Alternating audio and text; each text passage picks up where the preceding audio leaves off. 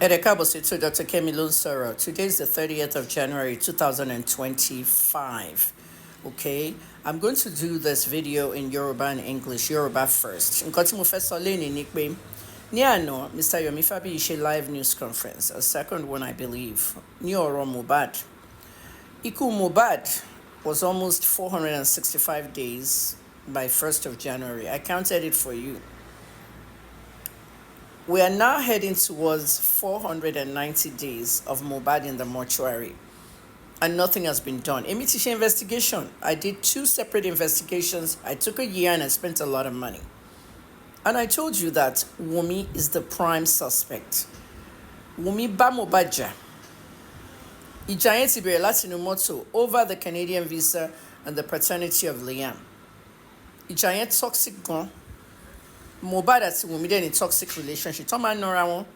You guys saw Wunmi's forehead clearly at the funeral, the first burial.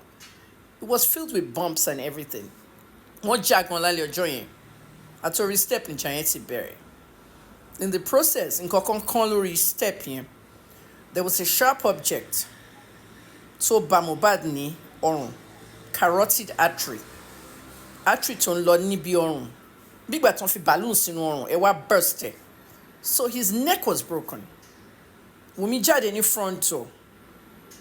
Bó lọ mú weapon ni o, bó padà ni o, bó lọ throw it out ni o. The CC camera captured her. Wọ́n ti destroy footage.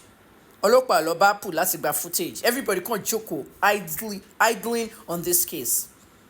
Èmi interview neighbors. Mo interview àwọn tó wà nílé. About 14 people were in that house. Mo dẹ̀ interview 5 of them secretly. Mo dẹ̀ ti fún yín findings mi. Mo ti fọ́lọ́pàá ní findings mi. Mo ti fún Ayilara ní findings mi. Ayilara email ọ̀gá ọlọ́pàá l'Abuja. Ó dẹ̀ sọ pé Kemi Olunloyo is the best investigative journalist in Nigeria. She has possibly solved this case. Email Ayilara was forwarded to me by somebody cleaning his desk out. Ayilara ti kú. Many things in the Mohbad case was taken to the grave by Ayilara. Okay, CP Wahid Ayilara was in charge of Panti's homicide division. When they opened this case, gbogbo team Tomu àti Dr. Atele àti yẹn, he was the head of homicide. Wọ́n promote, wọ́n gbé lọ s'Akwa Ibom. Wọ́n gbé lọ s'Akwa Ibom kó lọ ṣe CP. Ibẹ̀ ló ti kú, wọ́n ló ní prostate cancer. When you die, nobody cares about you, they move on. Ẹnìkan ló ń clean desk out, email address out. Ton loruru come be ton forward ẹ sí mi. Does that happen every day? No. Mo dẹ̀ fi email hàn yín, mo sọ gbogbo ẹ̀ fún yín. My report was concrete. Nǹkan tó ṣẹlẹ̀ pẹ̀lú Wunmi àti Mohbad was literally an accident. Tí accident bá dẹ̀ ṣẹlẹ̀, ìyẹn lóyìnbó ń pè ní manslaughter. Ó lọ pààyàn bó plan ẹ̀, ó kàn happen in the heat of the moment. And nobody has taken me serious in the Nigerian police force. Arrest Sowore. Sowore sọ fún yín pé extort àwọn èèyàn lọ́nà airport. Arrest Sowore nítorí pé ó sọ fún IGP pé is a bad IGP or is a fake one or ó yẹ kó ti retire. Those are not important. You are supposed to come to the Alobas family and take Wunmi into custody and everybody that obstructed justice, namely Darosha, Adura, and Yabo Ojo, who has some information. Yabo should have been invited a long time to tell what she knew. Because Yabo knew the bullying part that landed this young man at a concert in Manchester, which Yabo's boyfriend was the promoter of. And Mohbad shared information with Paulo that he did not want to come back to Nigeria because he feared for his life. The recording where he said he feared for his life and Wunmi tẹ́bá ti fẹ́ pa mí, it was played yesterday at the news conference that Yomi Fabiyi had. I left this thing because I'm done. Mr. Fabiyi is continuing this investigation and has spent a whole lot of money doing these news conferences at very expensive hotels. Gbogbo àǹkọ́ báyìí ò free o, hotel kankan gbé free kìíní fún yín o. So kẹ́ appreciate nǹkan tí Mr. Fabiyi ń ṣe, Mr. Yomi. All these things were not taken into consideration. Where is the toxicology test from America that the Lagos state government promised us? Ẹ lọ sanwó fún cable NG. Nigerians boycott cable NG. It's a fake news platform. Ẹ lọ sanwó fún cable NG. Ẹ wá ní kàn release autopsy àti toxicology test láti America. Ẹgbẹ́ yẹn jáde ní April May last year. èmi nìkan ni mo sọ pé this is fake. Àwọn kan lọ protest níbi tán láwọn ti ṣe toxicology test, protest unravel àwọn kankan. Ẹni tó ṣe toxicology test tún jẹ́ ẹni tó ń ṣiṣẹ́ ní Lagos toxicology lab, the same owner, doctor tó ń run DNA and toxicology test lẹ́kọ̀ọ́, òun ló ní ibi tán ti lọ ṣe test America. Everything was fake. I went on Daddy Freeze, mo dẹ̀ sọ fún Freeze pé àwọn results tèmi wò lórí toxicology kò lè happen láíláí. There were eye-opening things. Ọlọ́run kì í ṣọba ìkà. Ó ní nǹkan tí mo fi study 3 degrees, pharmacy, journalism and public relations. My pharmacy side looked at that report and I said, kò sí way tí Mohbad lè wà ní abẹ́ ilẹ̀ for 7 days. You can't bury somebody for 7 days. Kẹ́ wá gbé jáde kẹ́ wá ní ẹ̀yìn rí acetaminophen nínú system. Acetaminophen is paracetamol. Those things have half-lives. Half-life is half the time for a drug to be processed and go out of your body. Gbogbo ẹ̀ ti lọ na after 7 days. Rigor mortis, liver mortis, gbogbo ẹ̀ ti kọjá. Gbogbo everything, gbogbo body ti fẹ́ di liquid tán. Body fluids ti di liquid, gbogbo ẹ̀ ti lọ.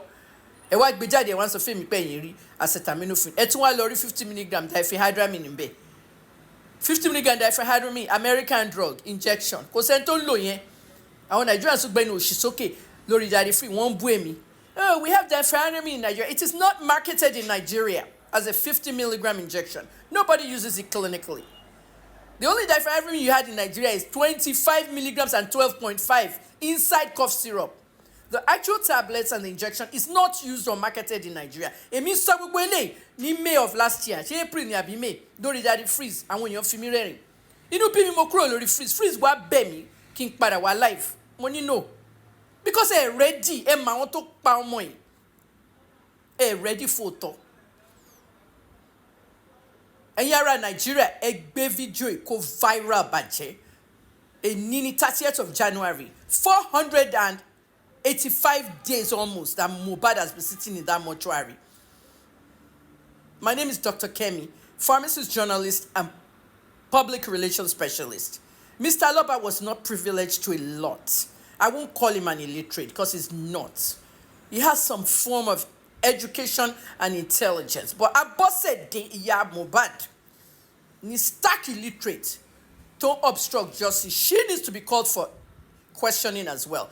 Meanwhile, she's shouting on the other side, saying that Joseph Aloba is the one stopping the DNA test. And when he DNA test, I want to why read and see Liam Omo Mohbad Nico complain when he was alive. Boss e lo camp pẹ̀lú Wunmi. Ó lọ camp pẹ̀lú ẹni tó pa ọmọ ẹ̀. Ó ń ṣe òṣì. Ó lọ camp pẹ̀lú ẹni tó pa ọmọ ẹ̀. Ẹ obstruct justice ìwọ Adura àti Darosha. Until ọjọ́ tá bá bẹ̀rẹ̀ sí blame family members fún ìbànújẹ́ tó ti ṣẹlẹ̀.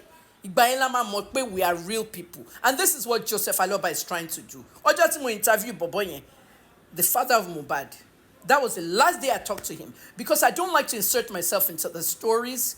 I'm a journalist. I'm not supposed to be. I don't want to be part of justice for Mohbad, the activism cause.